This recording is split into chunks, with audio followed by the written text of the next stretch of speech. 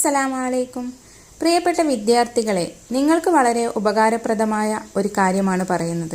നിങ്ങളെല്ലാവരും ഇത് ചെയ്യണം. മുൻകഴിഞ്ഞ മഹാരഥന്മാർ പറഞ്ഞിട്ടുള്ള കാര്യമാണിത്. ഇത് ചെയ്താൽ തീർച്ചയായും ഫലം കാണുക തന്നെ ചെയ്യും.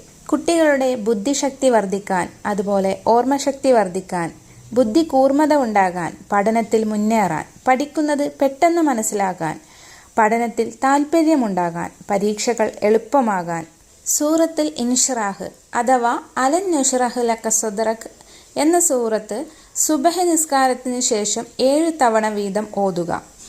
ഓതിയ ശേഷം നെഞ്ചിന്റെ ഭാഗത്തേക്ക് മന്ത്രിച്ച് ഊതുക.